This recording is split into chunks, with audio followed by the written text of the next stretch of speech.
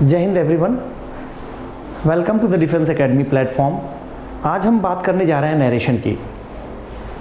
हम जानेंगे कि नरेशन होता क्या चीज़ है और नरेशन पढ़ने के लिए हमें किन किन चीज़ों का जानना ज़रूरी है।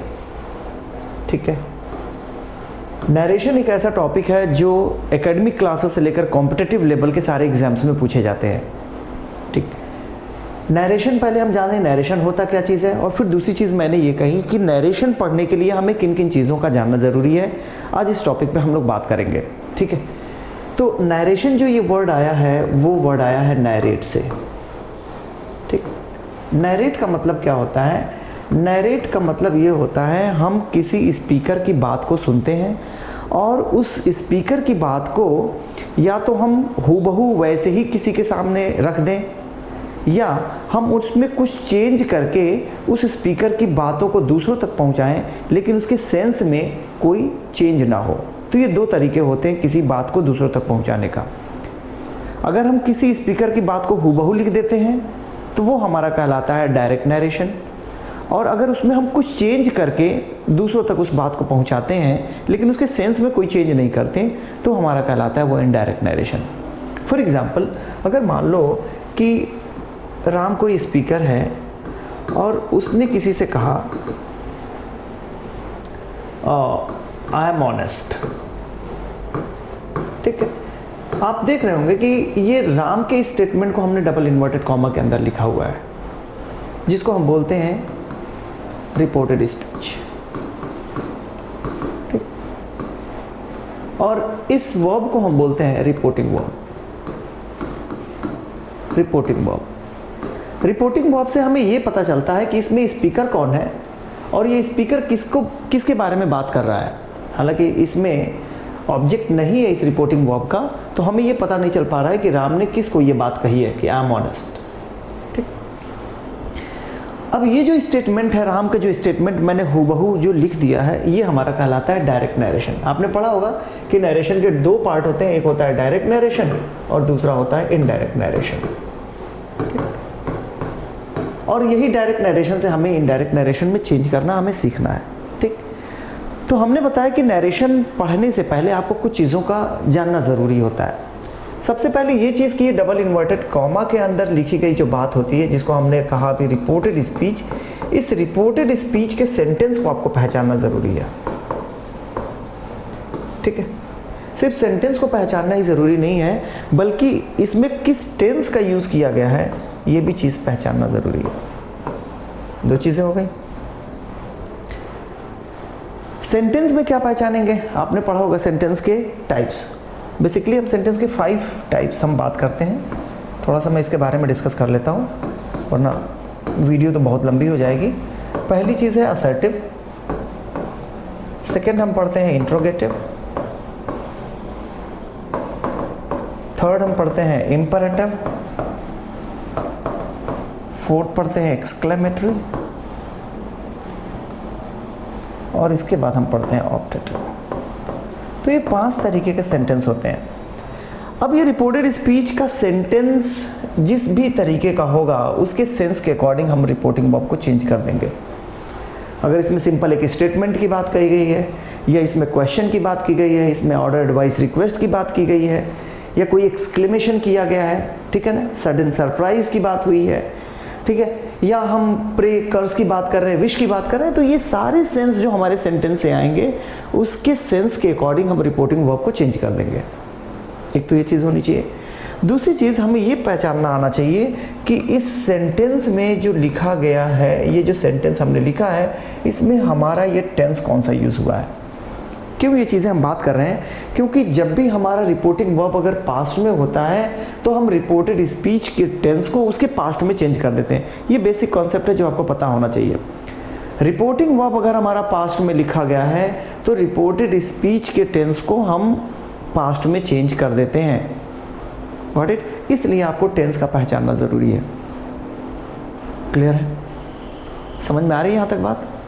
ठीक है, तो आप यहाँ पे देख रहे हैं कि हमारा रिपोर्टिंग वर्ब पास्ट में है, तो डेफिनेटली हम इसको क्या करेंगे, ये जो टेंस होगा उसके हम पास्ट में चेंज कर देंगे।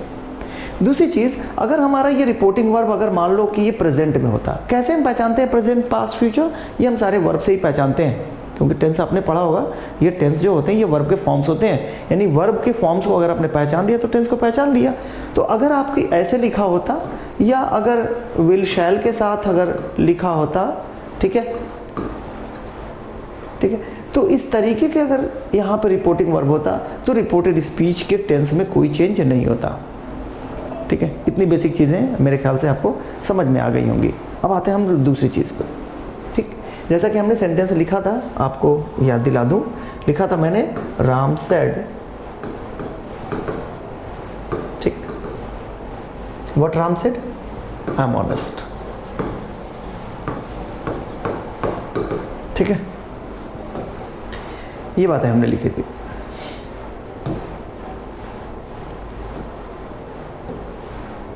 Ram said I am honest. तो हमने बताया कि ये आपका रिपोर्टिंग वर्ब, ये आपका रिपोर्टेड स्पीच। ठीक है, अब हमें इसमें चेंज करना है, तो चेंज देखो करना किस में है, सिर्फ इसी स्टेटमेंट में चेंज करना है, इसके स्टेटमेंट में चेंज नहीं करना है। ये तो अगर हमें इस सेंटेंस का सेंस हमें पता चल गया तो हम इस रिपोर्टिंग वर्ब को चेंज कर देंगे। मैंने बताया जैसा ये सेंस देगा, जिस तरीके का ये सेंस देगा वैसे सेंस, यानी कि मैंने बताया कि अगर असर्टिव सेंटेंस हो, इंट्रोगेटिव हो, इंपरेटिव हो, एक्सक्लेमेटरी, ऑप्टेटिव, जैसा सेंटेंस होगा उसके सेंस के अकॉर्डिंग हम इस सेट को चेंज कर देंगे। ऑर्डर का है तो ऑर्डर्ड में चेंज कर दें, स्टेटमेंट है तो सेड में चेंज कर दें, ठीक है, क्वेश्चन कोई कर रहा है तो आस्क में चेंज कर दें। ठीक, तो जिस तरीके का सेंस है उसी सेंस में उसके सेंस के अकॉर्डिंग इसको चेंज कर देंगे। यानी एक चीज़ हमें ये भी पता चली कि इस सेंटेंस की, ये जो सेंटेंस लिखा गया है इसका सेंस भी हमें पता होना चाहिए, यानी मीनिंग निकल के सामने आनी चाहिए। ठीक है, यानी ओवरऑल ये ग्रामर की पूरी तरीके से आप एक्सट्रीम लेवल पे हैं। ग्रामर में अगर सारी चीज़ें आपको नहीं पता तो ये नरेशन आपको पढ़ना मुश्किल हो जाता है। ठीक, तो चलो बहुत ही आसान हम लोग भाषा में इसको सीखेंगे कि किस तरीके से हम चेंज करते हैं। मैंने बताया कि बस इसी पे आपको फोकस करना है, क्योंकि ये राम का स्टेटमेंट है और इसी स्टेटमेंट को हमें इनडायरेक्ट नरेशन में चेंज करना है। तो आपको पता चल गया कि ये पहले पास्ट में होना चाहिए तभी ये चेंज होगा, अदरवाइज प्रेजेंट में होगा, फ्यूचर में होगा तो ये चेंज नहीं होगा। ठीक है, दूसरी चीज़ हमने ये देखा कि जो भी टेंस होगा वो अपने पास्ट में चेंज हो जाएगा। तो ये तो हमारा सिंपल प्रेजेंट है, सिंपल पास्ट में चेंज होगा, तो हम तो एक टेंस का चेंज कर देंगे। कितने चेंजेस लाते हैं बेसिकली ये हम देख रहे हैं, तो एक टेंस को चेंज कर देते हैं। दूसरी चीज़ हमें पर्सन का जानना ज़रूरी है कि कितने पर्सन का यहाँ पे यूज़ किया गया है इस सेंटेंस में, वेदर फर्स्ट पर्सन का यूज़ किया गया है, सेकंड पर्सन का यूज़ हमने किया है, या हमें थर्ड पर्सन का यूज़ किया है। अगर हमें पर्सन पता चल जाए, क्योंकि पर्सन को भी हमें चेंज करना रहता है, दो चीज़ें चेंज हो गई। तीसरी जो चेंज हमें करनी रहती है अदर पार्ट्स ऑफ स्पीच की, other parts of speech. Other parts of speech में हम क्या करते हैं, जितने भी नज़दीकी दिखाने वाले वर्ड होते हैं हम दूरी बताने वाले वर्ड में चेंज कर देते हैं। जैसे फॉर एग्जांपल आपने ये सब सारी चीज़ें पढ़ी होंगी, नहीं पढ़ी हो तो यहाँ पे देख लीजिए। अगर हम दिस कहीं पे यूज़ हुआ है तो हम दैट में चेंज कर देते हैं। ठीक है, दीज है तो दोज में चेंज कर देते हैं। टुडे लिखा हुआ है तो दैट डे में चेंज कर देते हैं। यस्टरडे लिखा हुआ है तो द प्रीवियस डे में हम चेंज कर देते हैं।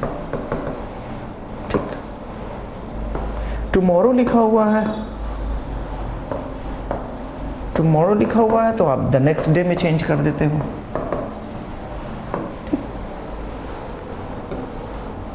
इसके बाद से अगर मान लो हैंस लिखा हुआ है या हियर लिखा हुआ है तो हम देयर में चेंज कर देते हैं। तो ये कुछ वर्ड्स हैं जिनको हम चेंज कर देते हैं, यानी कि जितने भी नज़दीकी बताने वाले वर्ड होते हैं दूरी बताने वाले वर्ड में चेंज कर देते हैं।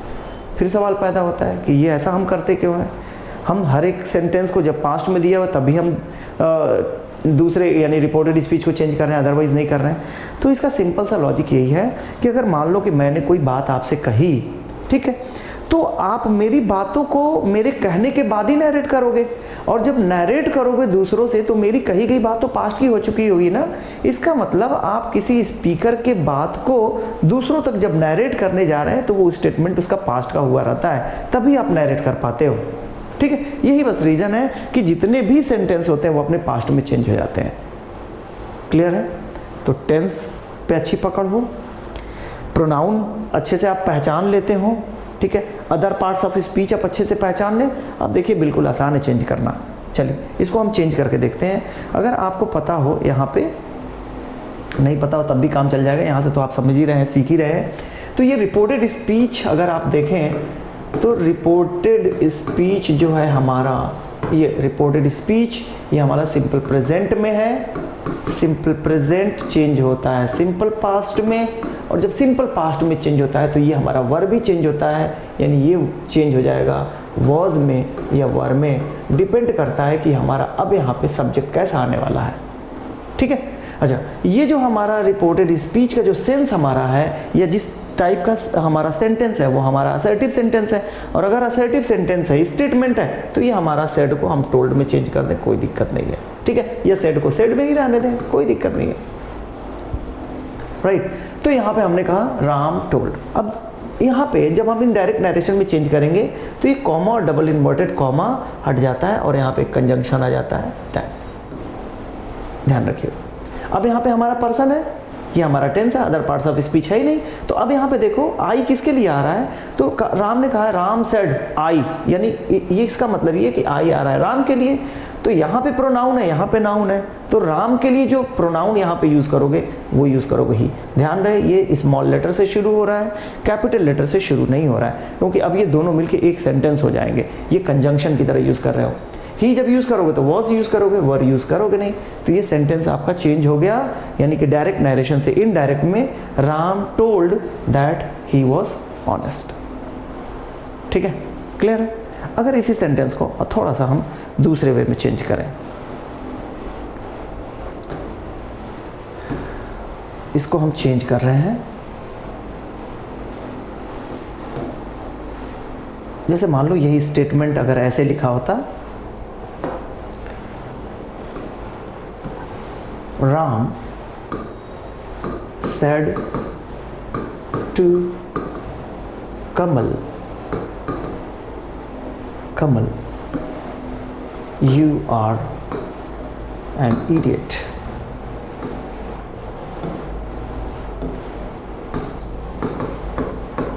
बड़े आसान से सेंटेंस है, पहले समझाने के लिए मैं यूज़ कर रहा हूँ, बाद में हम लोग प्रैक्टिस भी करेंगे। इस तरीके के क्वेश्चन बहुत पूछे जाते हैं। आप जितने भी एंट्रेंस एग्जाम देते हैं, चाहे वो क्लास 6 में एडमिशन लेने के लिए आप देते हो, 9th में 11th में एडमिशन देने के लिए देते हो, ये हिंदू स्कूल में एडमिशन के लिए, KVS, ये जो बहुत सारे एग्जाम्स होते हैं कॉम्पिटिटिव एग्जाम्स, उसमें ये सारे क्वेश्चन पूछे जाते हैं। तो ये आपके लिए फ़ायदा करेगा अगर इसको आप ध्यान से पढ़ लें तो। ठीक है, तो ये अगर इस तरीके का सेंटेंस है, राम से to Kamal you are an idiot, तो आप देखो कि ये रिपोर्टेड स्पीच, इसी को चेंज करना है हमें। तो रिपोर्टेड स्पीच में ये स्टेटमेंट जो है वो राम का है, और राम कह किसको रहा है, कमल को कह रहा है, यानी पूरा का पूरा स्टेटमेंट राम का ही है। ठीक है, अगर अभी हमें चेंज करना है तो हमने बताया सबसे पहले आप रिपोर्टेड स्पीच के वर्ब को देखो। रिपोर्टेड स्पीच का वर्ब है पास्ट में, इसका मतलब ये पास्ट में चेंज होगा। अब ये सेंटेंस को पहचानो और इसके टेंस को पहचानो। अगर हम देखें कि ये सेंटेंस किस तरीके का सेंटेंस है, सेंटेंस जो हमारा है ये असर्टिव सेंटेंस है, एक स्टेटमेंट है जो राम ने कही है, असर्टिव सेंटेंस है। अगर असर्टिव सेंटेंस है, इस सेड टू को सीधे क्या कर दो, टोल्ड में चेंज कर दो, राम टोल्ड कमल। ये डबल इन्वर्टेड कॉमा हटाओ और यहाँ पे क्या कर दो, कंजंक्शन लगा दो, दैट। अब यहाँ पे ये है पर्सन, ये है आपका वर्ब, बस यही चेंज करना है, सारी चीज़ें वही रहेंगी। तो ये पर्सन यू किसके लिए आ रहा है, कमल के लिए आ रहा है। राम ने कमल के लिए कहा है ना कि यू आर एन इडियट, सो यहाँ पे यू जो है कमल के लिए आ रहा है। कमल के लिए क्या प्रोनाउन होगा, ही। अब लेकिन यहाँ पे समटाइम्स जब ये रिटन में जब आता है तो ही तो राम के लिए भी आ सकता है, ही कमल के लिए भी आ सकता है, तो कन्फ्यूज़न होता है। तो उस कन्फ्यूज़न को अवॉइड करने के लिए जनरली हम यहाँ पे नाम भी लिख देते हैं कि ही आ किसके लिए रहा है। ठीक है, आर हटाया, इसको पास्ट टेंस में ले जाएंगे तो क्या हो जाएगा, वॉज हो जाएगा। तो ये पूरा का पूरा स्टेटमेंट, ये डायरेक्ट नरेशन चेंज हो गया इनडायरेक्ट नरेशन में। Ram told Kamal that he was an idiot, means Kamal was an idiot. Change कर दिया, कोई दिक्कत। अगर मान लो ये सेंटेंस पास्ट में होता, ठीक है, मैं बस इसको सिखा रहा हूँ कि किस तरीके से आप करोगे। अगर सेंटेंस मान लो कि यही सेंटेंस आपका पास्ट में होता, ये लिखा होता ऐसे, राम टोल्ड कमल, कमल